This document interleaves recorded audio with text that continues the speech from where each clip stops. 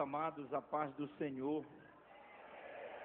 Abra sua Bíblia na carta de Paulo à Galácia do Sul, Gálatas capítulo 1. E vamos ler o verso 15 e o verso 16. Os que trouxeram suas Bíblias, localizem a escrita de Paulo à região da Galácia do Sul, aos Gálatas, capítulo 1, verso 15, verso 16. Todos os que trouxeram Bíblias, pois afinal isso aqui é um culto, vamos analisar. Deus abençoe a todos, Deus abençoe o Congresso, os Gideões, nesse aniversário de 30 anos, Deus abençoe.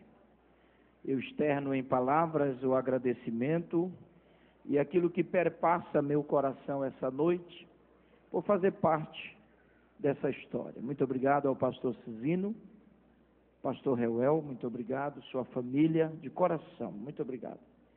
Pastor Marco Aurélio, muito obrigado, Deus abençoe o senhor.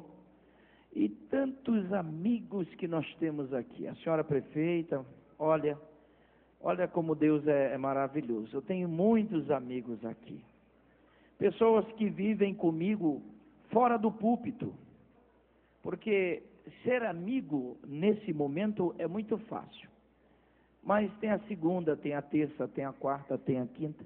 E Deus me presenteou aqui vários amigos essa noite. Pastor Henrique, que é humano do coração. Está ali o pastor Rubens, Jefferson, pastor Aguiar, Fabiano Barcelo, Adaildo Costa, esse trovão, não é?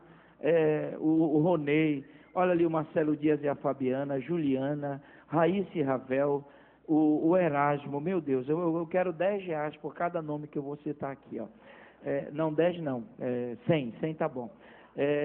Tantos amigos que nós temos, o Ângelo Galvão aí, esse trovão prega muito, esse homem vai muito longe. Está aí o Rovani, enfim, olha o Júnior, Amanda, Guna, meu Deus, olha, depois desse combinado ali embaixo, 100zinho, viu? 100, Deus abençoe a todos, os pregadores que estão aqui, Aguinaldo, gente que está com esperança, Deus é fiel, Deus tem coisas grandes para vocês, amém? Mas vamos lá, eu também quero fazer menção, em particular, da caravana da igreja que eu congrego lá em Uberlândia. Veja, pastor, a gente é bem esperto, traz a caravana para dar glória a Deus aí, ó. Está ali o Clóvis, eu não posso falar outra coisa, né, Clóvis? Quinta-feira não pode falar de quinta-feira. Deus abençoe a caravana de Uberlândia, está ali o Jorginho, foram meu aluno do seminário, meu Deus, Deus abençoe. E está aqui também Elias Torralbo, meu amigo, pregador do Evangelho. Enfim, todos. Mas vamos lá, irmão, que eu tenho uma palavra de Deus para entregar aqui. Os que acharam, digam, eu achei. Gálatas capítulo 1, verso 15 e 16 diz assim: mas quando aprouve a Deus, que desde o ventre de minha mãe me separou e me chamou por sua graça, revelar seu Filho em mim, para que eu o pregasse entre aos gentios. Não consultei carne, nem os que podem assentar-se, por favor, só os que podem.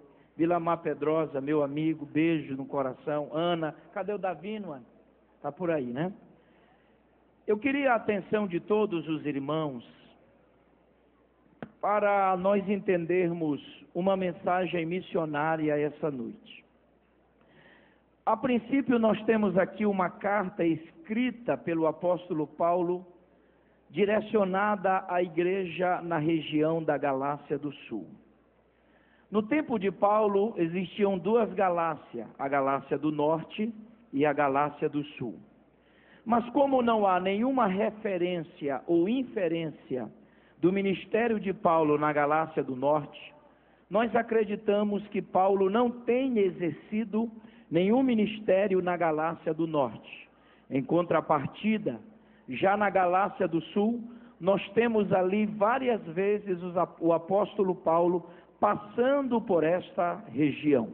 Só para que os irmãos tenham uma ideia, a Galácia do Sul compreendia muitas cidades, entre as quais Panfilha, Icônio, Antioquia, e tanto na primeira como na segunda e terceira e quarta, Paulo sempre passava por essa região.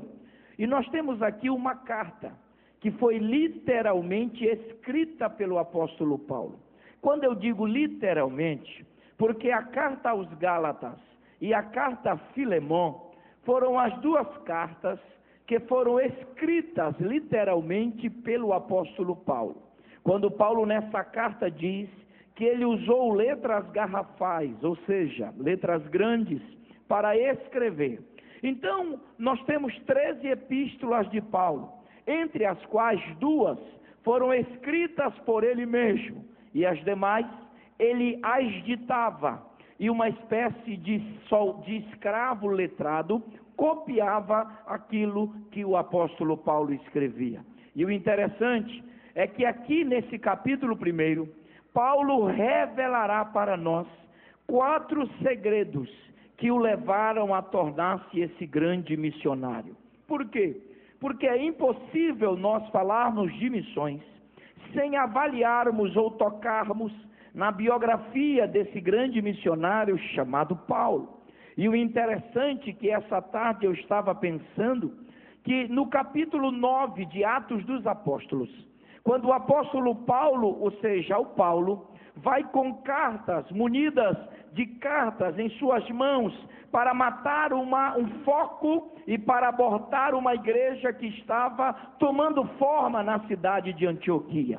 E é interessante que o apóstolo Paulo, ele achava que poderia banir, abortar esse projeto chamado igreja.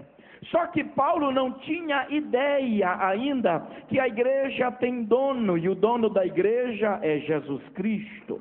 Paulo, ele sai munido de cartas às autoridades, tanto da Judéia e de Jerusalém. Os sacerdotes, os judaizantes, ofereceram armas, munições diplomáticas para que Paulo abortasse a igreja. Só que a igreja, ela tem dono. A igreja, ela tem dono. A igreja, se tu não der glória a Deus, eu não saio. A igreja, ela tem dono. A igreja, ela tem dono. Por quê? Porque existem 4 verdades que precisam ser exauridas sobre a igreja. Jesus, quando estava ali às margens de Cesareia, perto ali de um local onde ele iria realizar um grande milagre, ele começa a revelar no capítulo 16 e verso 18 do Evangelho do Rei, chamado Mateus. Jesus fala sobre 4 verdades sobre a igreja. Primeiro, ele seria o fundador da igreja. A igreja não seria fundada por homens. A igreja não é um desejo humano. A igreja não é um projeto humano, porque se assim o fosse, ela já teria acabado. Mas a igreja foi fundada por Jesus. Segura aí, a segunda verdade a ser aclarada sobre a igreja, que Jesus seria o edificador da igreja. Ele diz assim: edificarei, ou seja, a igreja está edificada em Jesus, a igreja está edificada em Jesus. A terceira verdade sobre a igreja, que Jesus seria o dono da igreja. Olhe para mim, se você não der um glória a Deus, eu vou aí. Jesus é o único que pode usar o pronome possessivo minha. Ninguém pode usar esse pronome acerca da igreja. Ele disse minha, minha, minha. A igreja não é sua. A igreja não é de Paulo, não é de Pedro, não é de Apolo. A igreja é de Jesus. Acabe com essa bobagem, eu vou falar tudo. Acabe com essa bobagem de achar que a igreja é sua. Tem muita gente que diz: na minha igreja ele não prega. Que bom que a igreja é dele, mas na igreja de Jesus a gente pode pregar. Na minha igreja ele não canta. Ei, a igreja tem dono. A igreja tem a marca e o cheiro do dono dela. Quem é o dono dela? É Jesus. Mas não é isso que eu quero falar. A quarta verdade sobre a igreja: primeiro, ele seria o fundador. Segundo, ele seria o edificador. Terceiro, ele seria o dono. E a quarta verdade sobre a igreja, que Paulo pensava em abordar, seria que Jesus seria o protetor da igreja. Ele disse: e as portas do inferno não prevalecerão contra a igreja. Pois bem, olhe para mim. Paulo vai. Só que no intercurso da trajetória da viagem, Deus se manifesta a Paulo. Deus pega Paulo. Paulo ia entrar na cidade de Damasco cheio de autoridade, falando grosso, com uma lista de crentes que ele iria matar. Mas agora ele vai entrar de cabeça baixa, cego, humildezinho, e vai orar. Espera aí. Só que naquela igreja tinha um bispo chamado Ananias. E Deus diz assim: Ananias, vai à rua chamada direita e entrega ali uma promessa, uma profecia. Tu encontrarás Paulo. Mas ele está orando já. Ele já está orando.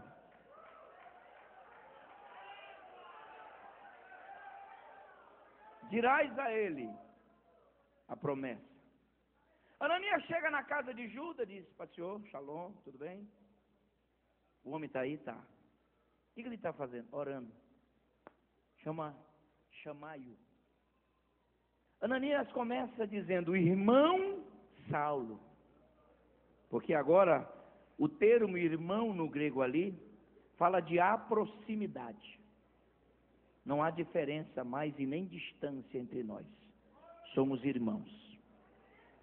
Segundo, ele diz: eu tenho uma palavra. O Deus que se manifestou a você no caminho de Damasco é o mesmo Deus que falou comigo e disse que tu serás pregador, missionário.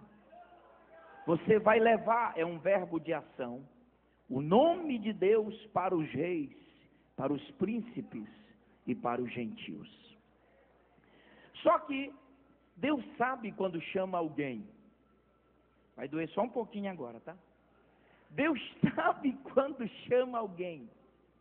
Porque se Paulo fosse alguns que eu conheço, já colocaria a Bíblia debaixo do braço e já criaria o ministério no caminho de Damasco. Tem muita gente crua, eu vou falar demais.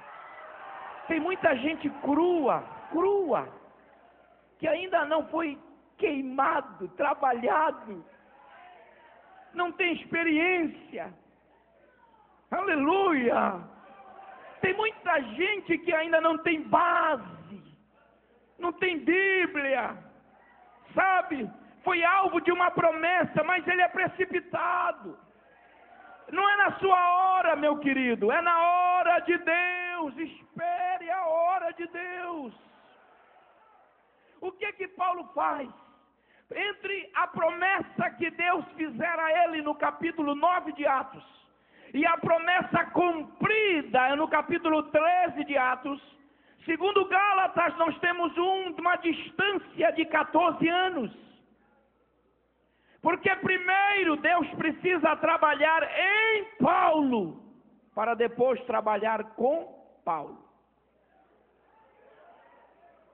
Primeiro Deus quer trabalhar em. Porque quando Deus chama, Ele chama primeiro para si. Quando Jesus passa a noite toda orando, depois desce do monte e começa a chamar o colegiado apostólico, a Bíblia diz primeiro que Jesus chamou-os para estar com Ele. Com Ele. E lá no capítulo 13 de Atos há um pronome. O Espírito Santo diz: separai-me. É pronome, primeiro para mim. Porque quando eu sou moldado por Deus e Deus trabalha em mim, Ele tem lá a condição de trabalhar por mim. Eu venho essa noite ser boca de Deus como todos os meus amigos que já pregaram